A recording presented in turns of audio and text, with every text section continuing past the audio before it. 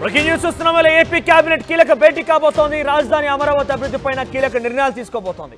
సుమారుగా 24,276 కోట్ల రూపాయల పనులకి పాలనాపరమైన అనుమతులు ఈరోజు కేబినెట్లో ఆమోదముద్ర వేయబోతున్నారు. ఇప్పటికే CRDA capital region development authority ఆమోదించినటువంటి పలు ప్రాజెక్టుల ఆమోదానికి ప్రతిపాదనలు కూడా సిద్ధమయ్యాయి. పలు పరిశ్రమలకి భూ కేటాయింపులు చేయనున్నారు. కేబినెట్ నిర్ణయం తీసుకోబోతోంది.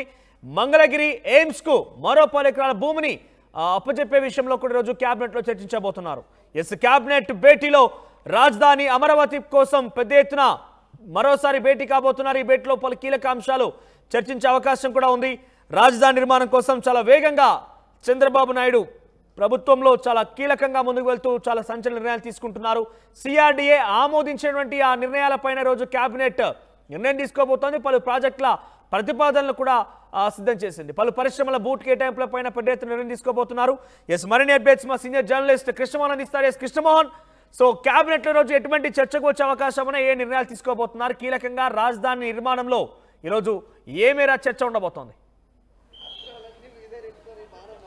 ఎస్, డెఫినెట్గా ఈరోజు చాలా కీలకమైన నిర్ణయాలు అయితే తీసుకోబోతున్నారు మనోజ్. అంటే బేసిక్గా రాజకీయ పరంగా కావచ్చు, లేకపోతే ప్రభుత్వ పరంగా కూడా కొన్ని కీలకమైన. ముందు ప్రభుత్వ పరంగా చూసుకుంటే సిఆర్డీఏకి సంబంధించిన 24,000 కోట్ల రూపాయలకు సంబంధించిన అభివృద్ధి పనులు ఏదంటే సిఆర్డీఏ 44-43లో ఏదైతే మీటింగ్లో జరిగినాయో వాటికి అన్నిటిని కూడా ఈరోజు ఆమోదం తెలిపే పరిస్థితి అయితే ఉంటుంది. దాదాపుగా 24,276 కోట్ల రూపాయలకు సంబంధించిన వర్క్స్ ఏదైతే ఉన్నాయో అమరావతి అభివృద్ధికి సంబంధించి, రోడ్లకు సంబంధించి మొదలుకొని తర్వాత బిల్డింగ్లకు సంబంధించి అన్నిటికీ అమరావతి నిర్మాణం, తర్వాత కొత్త క్యాబినెట్, కొత్త అసెంబ్లీ హాలు, తర్వాత సీఎంఓ అన్నీ కూడా కలెక్టరేట్, ఇవన్నీ వీటన్నిటికి సంబంధించి, సచివాలయానికి సంబంధించి, వీటన్నిటి నిర్మాణానికి సంబంధించి దాదాపుగా 24,000 కోట్ల రూపాయలకు సంబంధించిన పనులకి ఆమోదం తెలిపే పరిస్థితి అయితే ఉంది. ఇప్పటికే సిఆర్డీఏ అథారిటీ సంబంధించిన ఆహారాలను కావచ్చు, అలాగే నిన్న విజయవాడకు సంబంధించి బుడమేరు, అంటే గతంలో 2 నెలల ముందు ఏదైతే బుడమేరు మునిగిపోయిందో దానికి సంబంధించి ఆహారాలకు సంబంధించి కొత్తగా బాధితులకు రుణాలు రీషెడ్యూల్ చేయడం కావచ్చు, రుణాలకు సంబంధించి ఆహారాలు కావచ్చు, అక్కడన్నా కొన్ని అప్పుడు ఏవైతే ఈసారి తిరిగి బుడమేరు ఇబ్బందులు రాకుండా అక్కడ పనులు చేపట్టారో వాటన్నిటికి కూడా గ్రీన్ సిగ్నల్ ఇచ్చే పరిస్థితి అయితే కనబడుతుంది. మరోవైపు పరిశ్రమలకు కూడా ఇప్పటికే పలు పరిశ్రమలకి భూ కేటాయింపులు జరిగే పరిస్థితి ఉంది. శ్రీ సిటీకి కూడా మరో 2,000 ఎకరాల భూములు కేటాయించే పరిస్థితి ఉంది. నెల్లూరు జిల్లా శ్రీ సిటీకి కూడా 2,000 ఎకరాలు పైగా భూములను కేటాయించే పరిస్థితి అయితే కనబడుతుంది. మరోవైపు ఇక్కడ నిన్న ఎయిమ్స్లో రాష్ట్రపతి ముందు కోరిన ఒక 10 ఎకరాల భూమిని కూడా కేటాయిస్తారు ఎయిమ్స్ మెడికల్ కాలేజ్కి.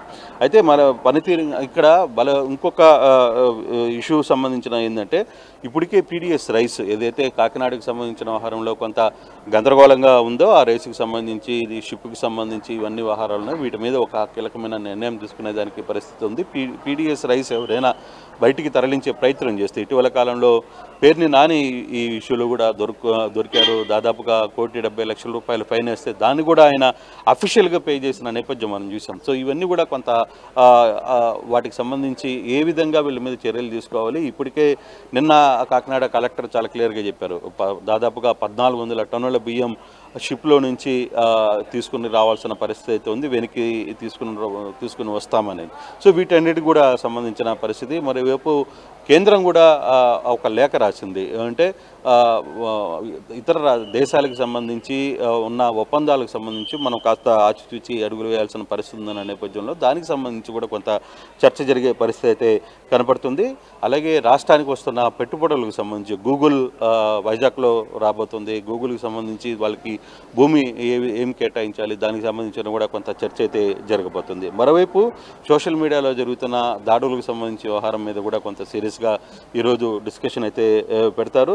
అయితే బేసిక్గా ఈరోజు అంటే ప్రభుత్వ పరంగా ఈ వ్యవహారాలను జరిగితే కొంత మంత్రుల పనితీరు వ్యవహారం మీద కూడా ముఖ్యమంత్రి మాట్లాడే అవకాశం ఉంటుంది. దాదాపుగా 7 పనితీరు చాలా బాగుంది అనేది ఒక ముఖ్యమంత్రి దృష్టిలో ఉంది.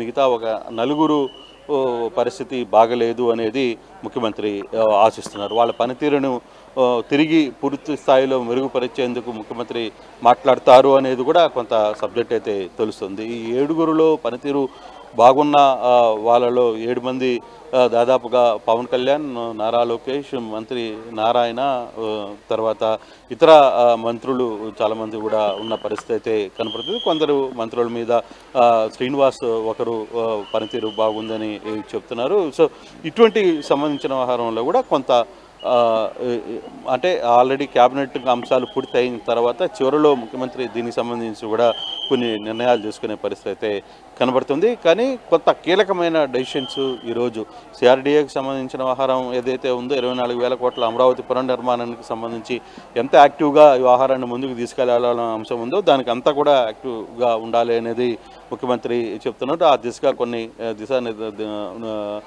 దిశ చూపించే ప్రయత్నం అయితే కనబడుతుంది. మరోవైపు ఏ విధంగా ముందుకు వెళ్ళాలి, దీన్ని ఎన్ని రోజుల్లో తీసుకువెళ్ళాలి అనే దాని మీద కూడా కొంత క్యాబినెట్లో తీసుకునేది. కొన్ని ఫైల్స్ చెప్పి టేబుల్ మీద కొన్ని అంశాలు కూడా వచ్చే పరిస్థితి అయితే కనబడుతుంది. ఇటీవల కాలంలో కొన్ని కీలకమైన డ్రగ్స్కి సంబంధించిన నిర్ణయాలు కావచ్చు, వీటన్ని అలాగే మద్యం రేట్లకు సంబంధించి మద్యం షేర్కి సంబంధించి కూడా పాలసీలో కొంత ఒడుకుదొడుకులు ఉన్నాయి. దానికి సంబంధించి కొంత వ్యతిరేకత వస్తుందనే ఒక చర్చ జరుగుతున్న నేపథ్యంలో దాన్ని కూడా కంట్రోల్లో తీసుకురావాలి. దాని మీద కూడా కొంత స్వల్పకాలిక చర్చ ఉండేది. ముఖ్యమంత్రి దాని మీద ఏమన్నా సూచనలు ఇస్తారా అనే దాని మీద కూడా ఒక డిస్కషన్ జరిగే పరిస్థితి అయితే కనపడుతుంది. మనోజ్.